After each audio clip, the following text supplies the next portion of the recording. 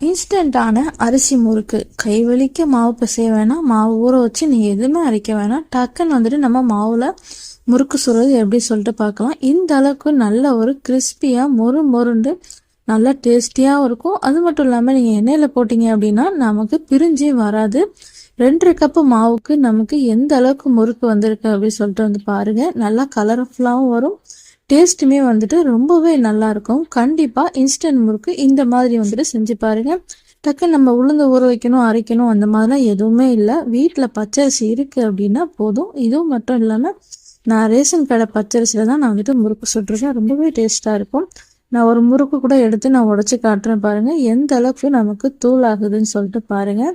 நல்லா வந்துட்டு இந்த மாதிரி இருக்கணும். நம்ம முறுக்கு சுட்டோம் அப்படின்னா நல்லா இந்த அளவுக்கு கிறிஸ்பியாக நல்லா தூள் மாதிரி ஆகணும். அப்போ தான் நமக்கு சாப்பிட்றதுக்கும் நல்ல ஒரு சாஃப்ட்னஸாக இருக்கும். ஒரு தட்டு நிறைய நமக்கு முறுக்கு வந்திருக்கும். இன்னும் 3 முறுக்குமே நமக்கு எண்ணெயிலே வந்துட்டு பொறிஞ்சிக்கிட்டு இருக்கு.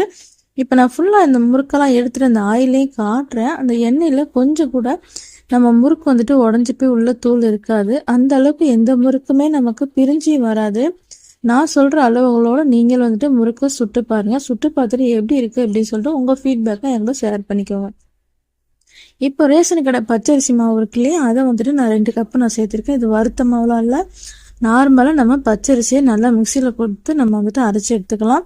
இதில் 1/4 கப்பு உடச்சிக்கல்ல, 1/4 கப்பு வந்துட்டு கடல மாவு, ரெண்டையும் வந்துட்டு மிக்சியில் போட்டு நல்லா நைஸாக அரைச்சிட்டு அதையும் சேர்த்துக்கோங்க. 1 டீஸ்பூன் அளவு கருப்பேல், கொஞ்சமாக உப்பு, 2 டீஸ்பூன் அளவுக்கு நெய், இதெல்லாம் சேர்த்துட்டு நல்லா ஸ்பூன்லேயே வந்துட்டு கலக்கி விட்டுட்டு அதுக்கப்புறமா கொஞ்சம் கொஞ்சமாக தண்ணி சேர்த்துட்டு சப்பாத்தி மாவு பதத்துக்கு நல்லா மாவு வந்துட்டு பிசைஞ்சிக்கோங்க. ரொம்ப கெட்டியாக பிசைஞ்சிட்டோம் அப்படின்னா நம்மளால பிசைய முடியாது. இந்த அளவுக்கு மாவு வந்துட்டு சாஃப்ட்னஸாக இருக்கணும். அப்போ தான் நமக்கு முறுக்கு புளியறதுக்கு ஈஸியாக இருக்கும். அதுக்கப்புறமா முறுக்கு புளிய எடுத்துட்டு அதுக்குள்ளே கொஞ்சமாக வந்துட்டு நல்லா எண்ணெயை வந்துட்டு தடவிக்கோங்க. இப்போ நம்ம பிசைஞ்சு வச்சுருக்கிற இந்த மாவை வந்துட்டு அந்த முறுக்கு உரலில் நீங்கள் வந்துட்டு நல்லா உள்ளே வச்சுக்கோங்க.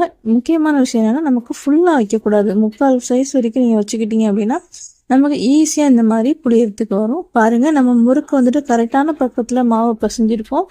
அதனால தான் நமக்கு ஈஸியாக வந்துட்டு முறுக்கு புளியறதுக்கு வருது. நான் வந்துட்டு 4-5 முறுக்கு நான் உங்களுக்கு புளிஞ்சியே காட்டுறேன் பாருங்கள், எந்த அளவுக்கு அழகாக நீளமாக சூப்பராக வந்திருக்குன்னு சொல்லிட்டு. நான் சொன்ன அளவுகளோட நீங்களும் வந்துட்டு கண்டிப்பாக இந்த தீபாவளிக்கு இன்ஸ்டன்ட் முறுக்கு நீங்களும் ரெடி பண்ணி பாருங்கள்.